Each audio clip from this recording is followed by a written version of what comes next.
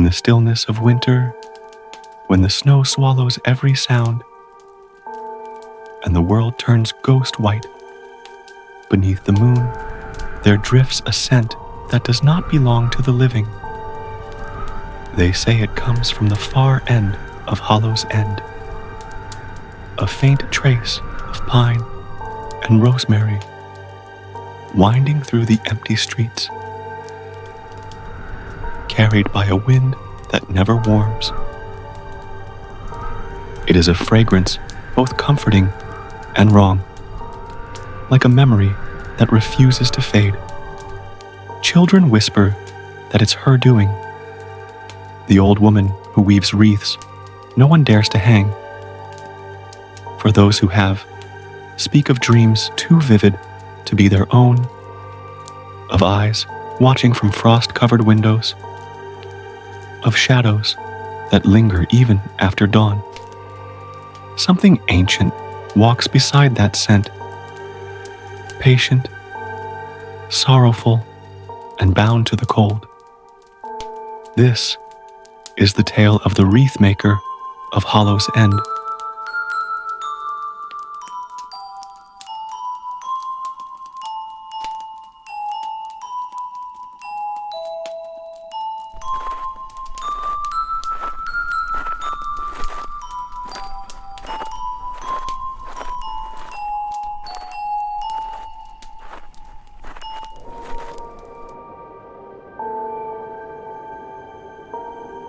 Each December, just before dawn, the townsfolk of Hollow's End would wake to find a wreath at their door, made of evergreen and holly, tied with faded red ribbon. No one ever saw who left them. No one asked. They said it was old Mara Hensley.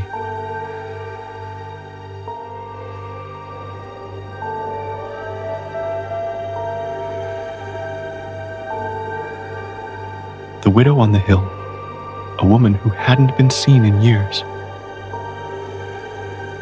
Her husband gone to the sea. Her children buried long before the frost took her roses. Her house, once bright with music and the scent of baking bread, had been swallowed by ivy and silence. Through its broken windows, the wind played her lullabies, soft, hollow, and full of longing.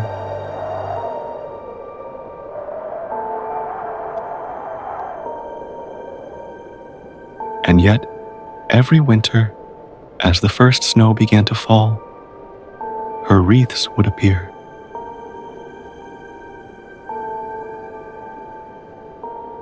No one saw them delivered.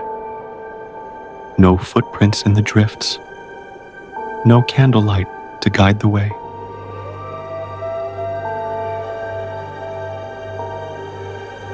Just a quiet offering at every door, evergreen and holly, bound with a ribbon the color of dried blood. They appeared like blessings from the dark, or perhaps warnings disguised as kindness.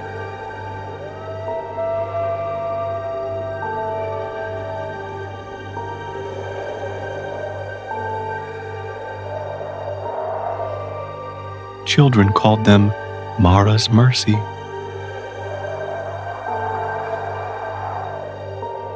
To them, the wreaths were charms, protection from the frozen dead that wandered the moors.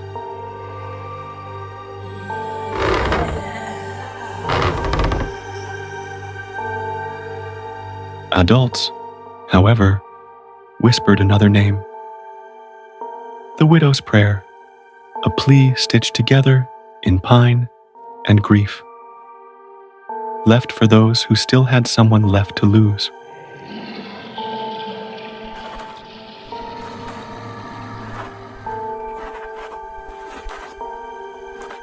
And so, every household hung their wreaths, trembling hands tying them to doors and windows, believing somehow that by honoring her ritual, they could keep the cold and worse things away. This will protect us, Mommy. I hope so, my darling.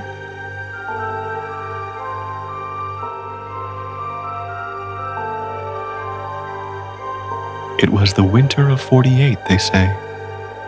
The coldest Hollow's End had seen in half a century. The river froze solid, the air so sharp it could carve your breath into glass.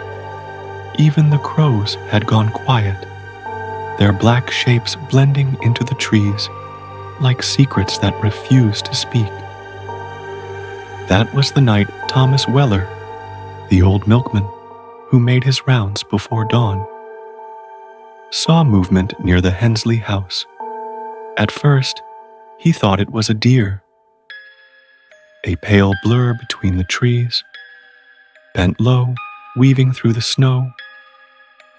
But when he drew closer, he realized it wasn't an animal at all.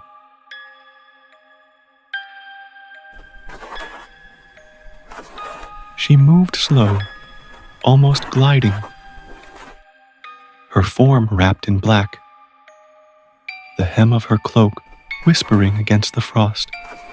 In her hands, she carried something circular, green and glistening beneath the moonlight. A wreath.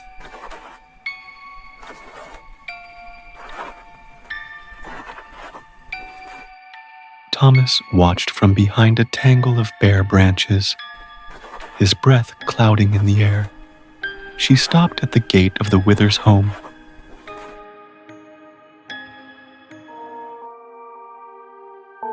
The first house on the hill, and hung the wreath upon their door.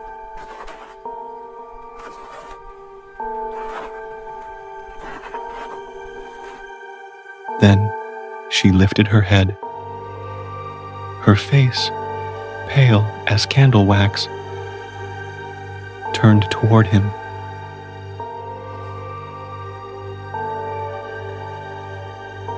Her eyes, oh, her eyes. They weren't the eyes of the living. They shimmered faintly, like water catching light beneath ice. And when she blinked, the snow itself seemed to pause. Thomas stumbled back, breaking a branch underfoot. She didn't move, didn't chase, didn't breathe.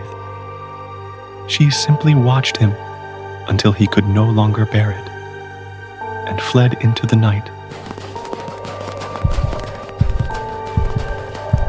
The sound of his heartbeat louder than the wind.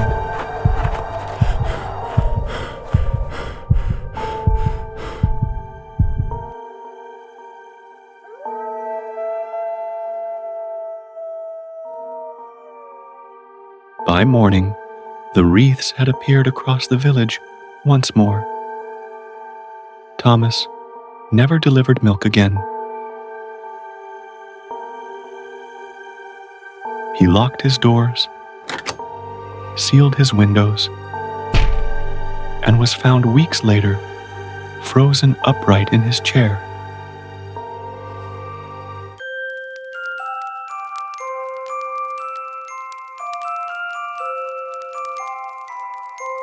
A half-burned wreath still smoldering in the hearth.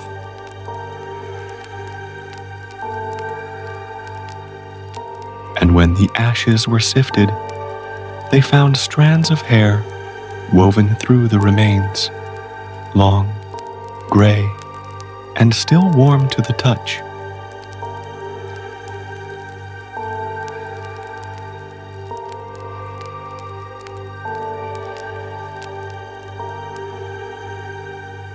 Years passed. Hollow's End grew quiet again, though not in the way that peace brings. The old Hensley house finally collapsed under snow one bitter March.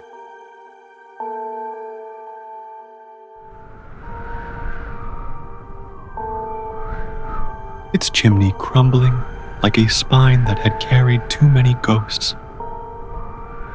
And for a time, the wreaths stopped appearing.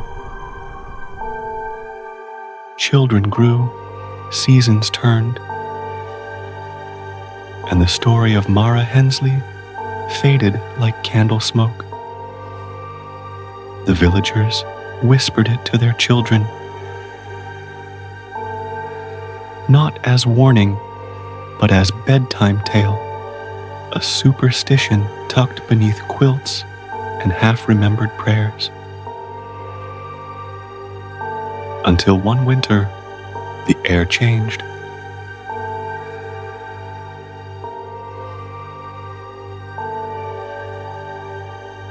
It began with the scent. Faint at first, like pine and rosemary drifting down from the hills. Then came the sound of creaking rope.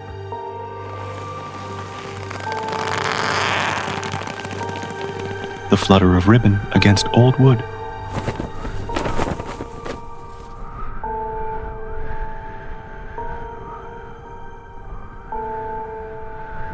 By morning, every door in Hollow's End bore a wreath once more. Fresh, green, and tied with that same faded red bow. But these wreaths were different. Each one held something new. A single, withered flower tucked among the holly. And for every family that hung theirs proudly, one dreamer would not wake come dawn. Some swore they saw her silhouette again, the widow on the hill.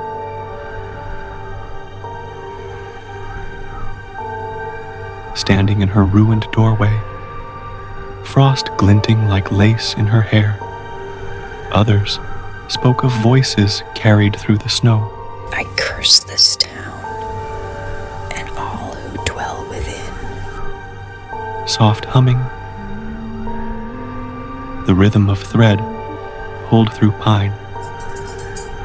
And now, every winter, when the first frost falls, the people of Hollow's End still light a candle in their windows, not for warmth, not for comfort, but to remind her that they remember, that they still hang her mercy and fear her prayer.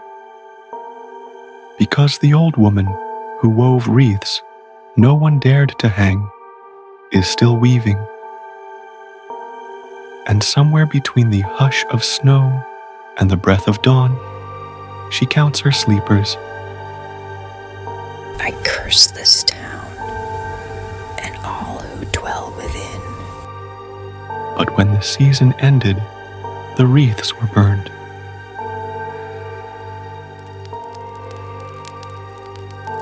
Tradition, they said, to send winter's spirit back to sleep. Only this year, the ashes did not scatter clean.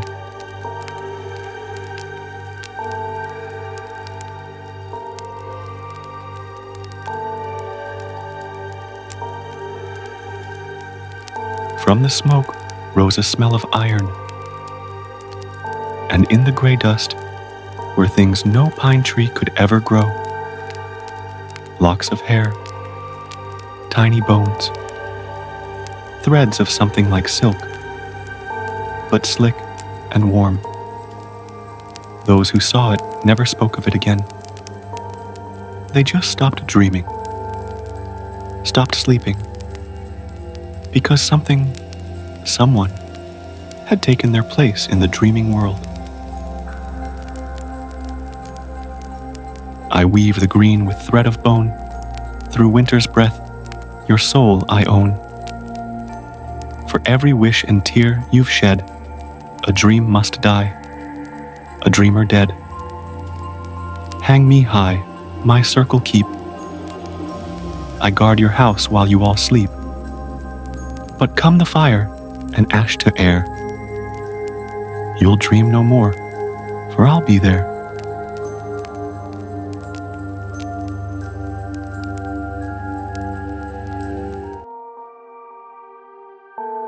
they say the old Hensley house still stands, its door crowned with a single wreath that never withers. Each year, a new one appears beside it, smaller, softer, as if waiting for the next soul to sleep beneath it. Some nights, the snow glows green outside the windows, and if you listen closely, you can hear her weaving.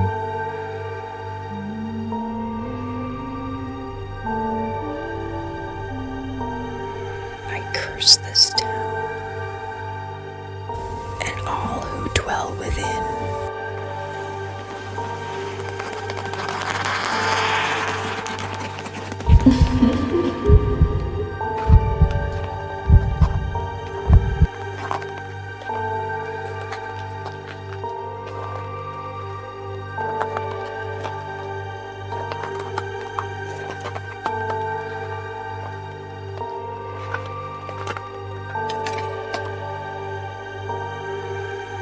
They say the dead sleep beneath the snow, but not in Hollow's End. Here, winter only hides what it cannot bury. And when the frost returns, so does she. If you wake to the scent of pine and rosemary, if you find a wreath waiting at your door, do not hang it. Do not burn it. Just remember her name. And pray she doesn't remember yours.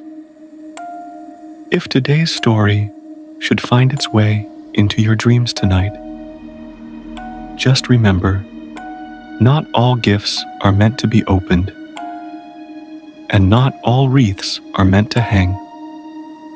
Please like, share, and subscribe for more haunted tales where shadows whisper and the dead are still listening.